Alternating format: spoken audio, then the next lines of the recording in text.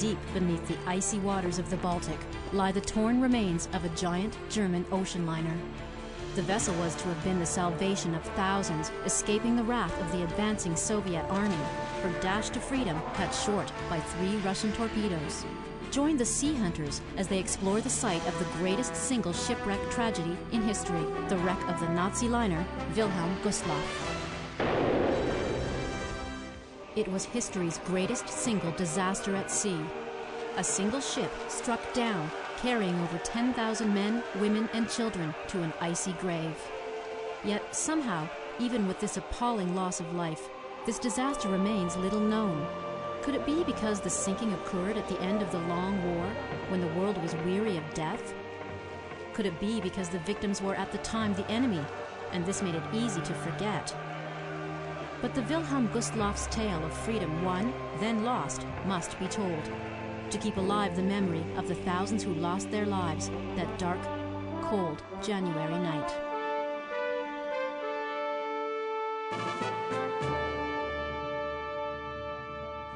The Sea Hunters, a team of professional divers and underwater archaeologists, plot the position off the coast of Poland, where the Wilhelm Gustloff has lain since the closing months of World War II. And Kiel is where they were headed, isn't that correct, Jim? Yeah. The ship lies beneath 42 meters of water in the Baltic Sea, just off the coast of Poland. The team traveled to the Gulf of Gdansk, where Wilhelm Gustloff's final voyage began. The sea hunters and researchers from the Polish Maritime Museum will sail to the wreck from the historic port of Gdansk. Sea hunters Mike Fletcher and John Davis joined the staff from the Polish Maritime Museum aboard the research vessel, the Kazubski Żeg. The fact that the sea hunters are in Poland preparing to dive the Gustloff is the result of months of negotiation and goodwill. Diving Gustloff has its complications. It involves a tragic human war story where all parties suffered. The issues that existed at the end of the Second World War to some extent still resonate today. We have a German shipwreck sunk by a Soviet submarine that for years lay under the shadow of the Iron Curtain. You have to wonder that if the Soviet Union existed today, would we be here at all? But the real question is, what will we find at that wreck site? The Wilhelm Gustloff began her career as a public relations tool for the Nazi regime. Named after a martyr, the assassinated leader of the Swiss Nazi Party, the Wilhelm Gustloff was built as a cruise ship for the German worker. The cruise ship career of the Willie G, as she was called, came to an end when the war was declared. In 1940, she was assigned to the newly captured Polish port of Gdynia to serve as barracks for German U-boat officers. And so for 4 years, the Wilhelm Gustloff sat at anchor and served as a dormitory for hundreds of U-boat personnel. It was from this dock the ship would take part in the largest sea evacuation in history. In 1941, Hitler launched Operation Barbarossa, a massive and brutal invasion of Russia by an army of 3 million German soldiers. Germany had made a huge mistake by invading the Soviet Union. The Soviet winters and strength of the Russian resistance had been too much. In a complete turnabout, the hunter became the hunted. The Germans were beaten back and forced to retreat back into East Prussia, where they found themselves surrounded by forces closing them in. After the Soviets had crossed into German-held territory, they were determined to make the Nazis pay with blood, terror, and tears. Rape, looting, and mass murder became the weapons of terror that forced the people to flee their beloved East Prussia, a land that had been their German ancestral home for hundreds of years. Panicked, with nowhere to go, millions of refugees, mostly old men, women, and children, fled north to the Baltic. With the Soviets closing in, their best chance would be to find ships that could carry them west over the Baltic and home to Mother Germany. Canadian Gustloff survivor Horst Voigt, only 10 years old at the time, joined his mother in the mass exodus from East Prussia. Mom, I think, had already her suitcase packed. All she did is walk to her girlfriend's apartment and they discussed it, how they're going to flee. While she was doing that, I remember that my uncle had his trunks with the summer uniform stored in our bedroom, and right on top was the jackknife. And I just decided to steal it. And I stuck it into my ski pants. And I had it in my pants all the way on our flight. So if I got this straight, in the winter of 1945, the survivors of, or the refugees, would have been coming from the east to the west. Is that right? Exactly. They just wanted to find a shortcut through the ice. Oh, yeah. Mike Fletcher traces the steps of the refugees with Robert Domzel, a marine archaeologist for the Polish Maritime Museum. The refugees had to cross the Vistula Lagoon. They had about 12 kilometers just to get to the coast. But by doing that, they would expose themselves to machine gun fire? Unfortunately, yes, and we have to say that a lot of people, many people died on the way because the Russian pilots shot them. They bombed them as well, and even children and women didn't have a chance just to survive. But, well, they have no choice. They just have to escape, get to the mouth of the Vistula River, and hopefully get to the big ships in harbor of Gdynia. So it was just the only thing they could do. After crossing the icy lagoon, thousands of refugees reached the beach and the Baltic Sea. From these beaches, they traveled along the Baltic on their way to the ports of Gdynia and Gdansk, hoping to find escape from the terror they had left behind. At nightfall, thousands moved up from the beaches and into the forests, where they spent cold nights in shelters scratched out from the frozen earth. Yeah. Well, I can't know, but you can just imagine this is the entrance. This is where you could have your fire. Yeah. Imagining this would be covered with branches. They could use it as a shelter, exactly. I could see women and children staying in these crude little shelters for the night. Yeah, it was possible. And they're everywhere. They're all the way along this coast as you head towards the west. In the aftermath of the Second World War, Poland found itself under the political control and dictates of Moscow. From the end of the war to the mid-1950s, the site was under the control of the Soviets. For approximately a decade, the Soviet Navy dove on the wreck, their activities wrapped in secrecy. It wasn't until the mid-1950s that Polish officials were allowed to inspect the wreck for the first time. And even then, that report was prepared in accordance with Soviet policy. As you see here in the days of inspection, the name of the wreck was Weba 1. It was just a code name that even divers working there, they didn't know they are diving on Gustloff. And the report on the diving is marked Tajne, which means secret, and copy number 1. And here is a note that executed in 1 copy only. Now that the Poles were finally allowed to dive the Gustloff, the question was, what would they find? All right.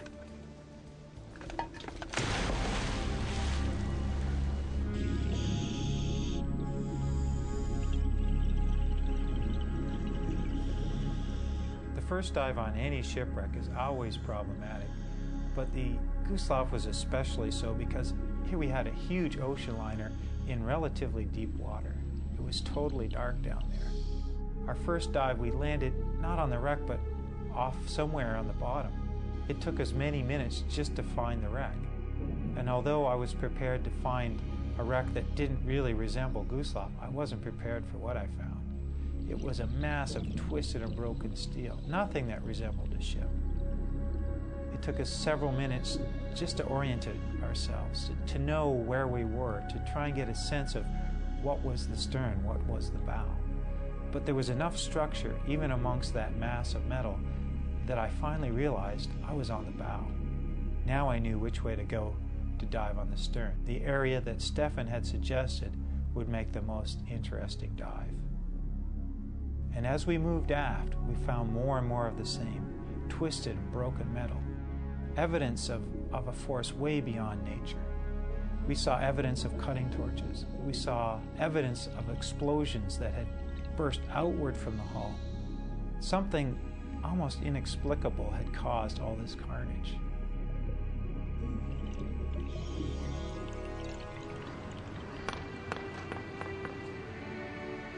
Early morning. The port of Gdynia is quiet and the docks are empty. In January 1945, these same docks were jammed with tens of thousands of desperate refugees fleeing from the Russian advance. Men, women, and children, freezing in the bitter cold, waited to be assigned tickets for the passage to the sea and safety. Waiting in line with his mother, enlisted as passenger 2506, was 10-year-old Horst Voigt. I remember when the ship started moving the third day on the 30th, because I was outside. I watched it.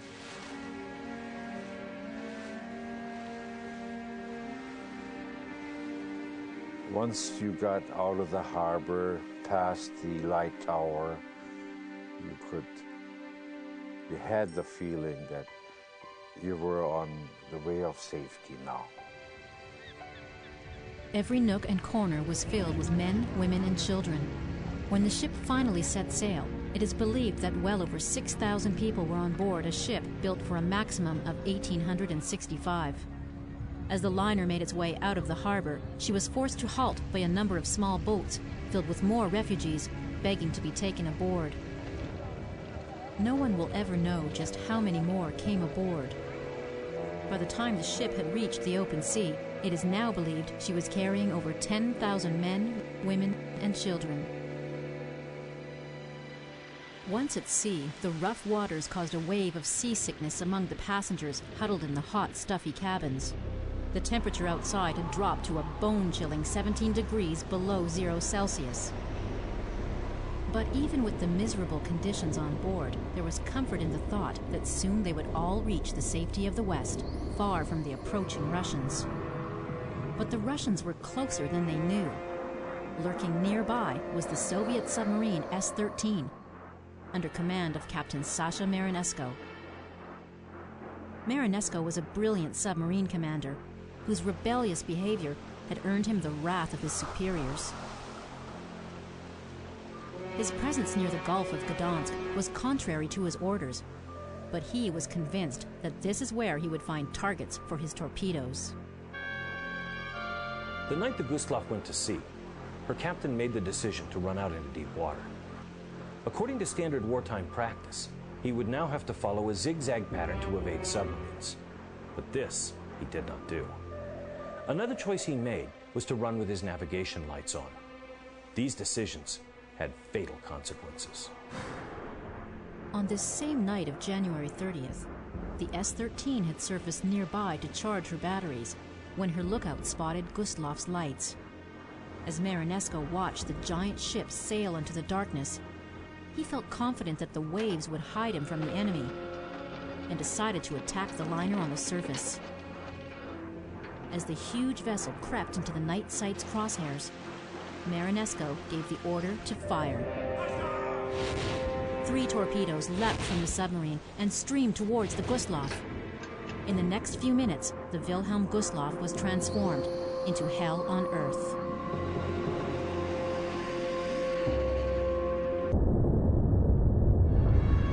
Panic swept the ship. The confusion and noise of the explosions, the rushing of freezing seawater, and the screams of the wounded created chaos below deck. Suddenly, the corridors and stairways were jammed with a mob of frantic people, all with just one thought: to get out. Like a single giant organism, the crowd surged upwards. Children were crushed, and many trampled to death. Soon the decks were covered with bodies. and still the crowd surged on. We made it out of the cabin to a gangway where stairs were. We were lucky in the regard that we were on the top of the ship, the top deck.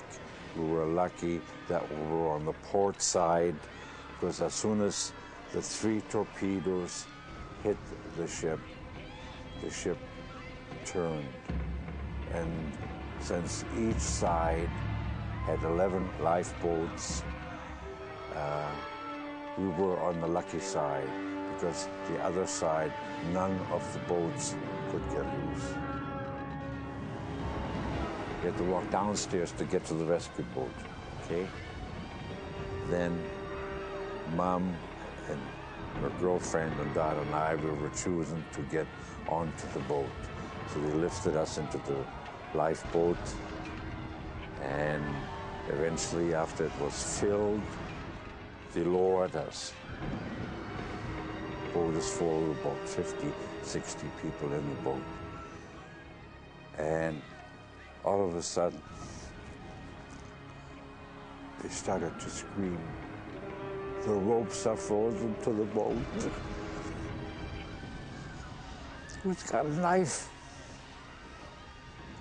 Remember what I mentioned to you earlier when I fled Elbe?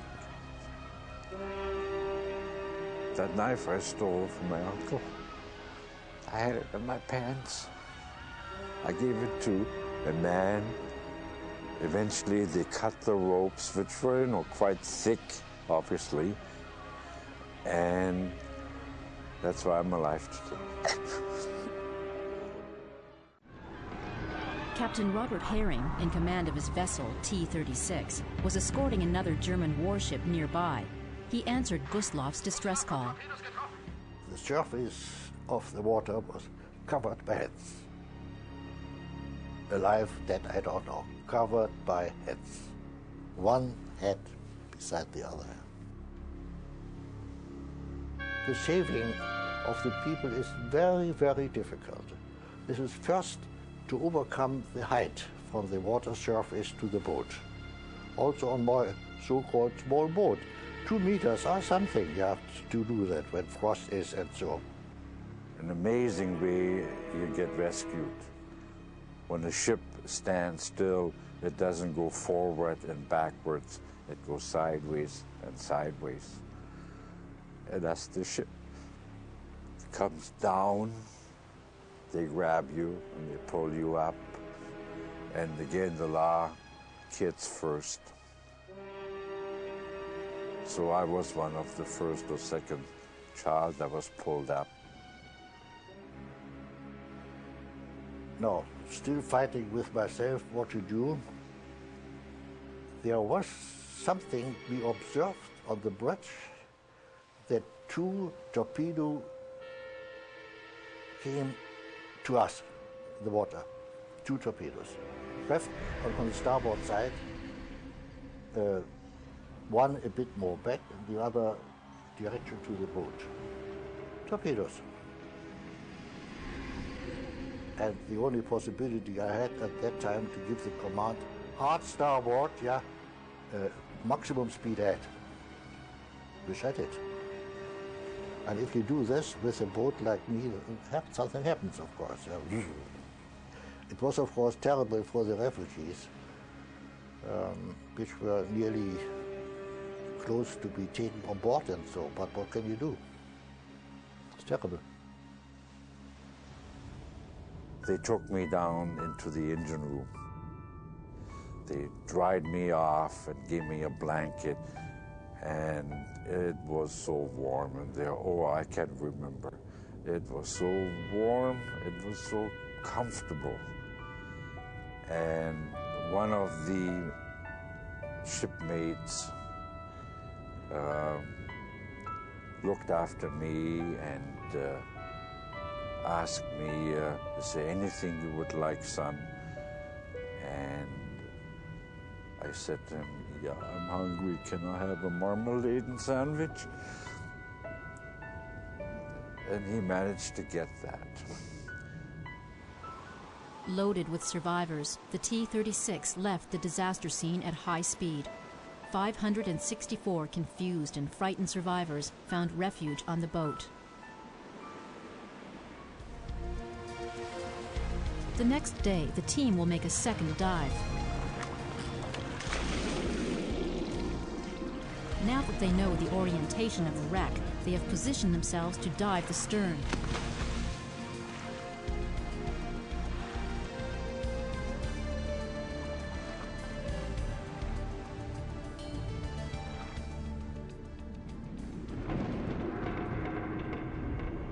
When the Wilhelm Gustloff went down, she came to rest in approximately 42 meters of water.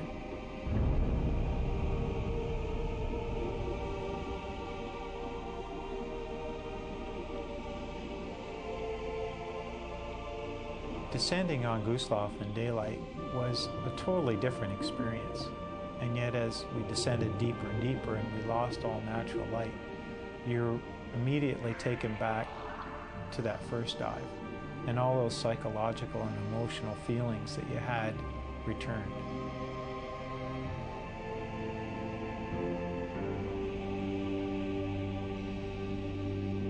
I found myself now on the stern, a part of the ship that I completely recognized. The stern was really quite well preserved. It was what I had expected, and it's what you would expect from a wreck in the Baltic Sea. We were seeing a part of the ship that was very much like it was that night that it sank. Suspended in the water, we were looking up at the unmistakable brass letters that spelled out Wilhelm Gustloff. I was looking up at that same name as if I was one of those passengers who saw that name and stood on the dock thinking that this would be their salvation. This would be their last chance out of Poland and back to their homeland, Germany.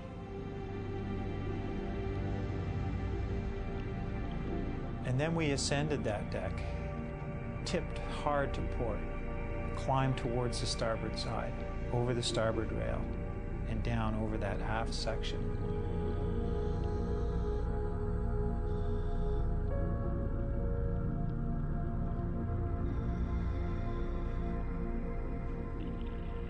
And everywhere there was evidence of the fishing industry, the snarled nets, trawl nets and gill nets hanging everywhere. And all the while we were caught up in this sense of eeriness. You could only see what your lights would illuminate. It really was a frightening place. But everywhere now we could see the evidence of a live, vibrant ship. It really was quite well preserved. The teak of the deck, the wooden cap of the handrail. This is what we had expected to find. You really got a sense of the people who walked this deck, the people whose hand touched the same handrail, the people who descended on the same set of stairs.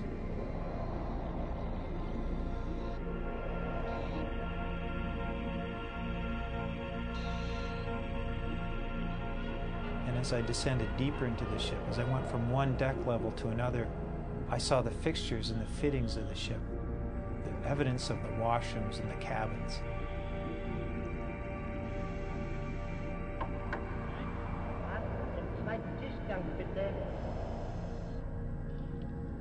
I looked for those German officer uniforms that Stefan had told me about.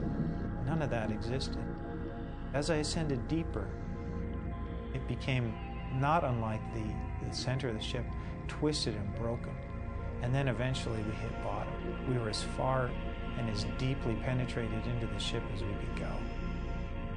And when I hit bottom, I felt very uncomfortable. Not only was it a physically demanding dive, but it was demanding psychologically and emotionally. It wasn't unlike being in a graveyard at night. And although I felt this great sense of responsibility to be respectful, I really was uncomfortable there.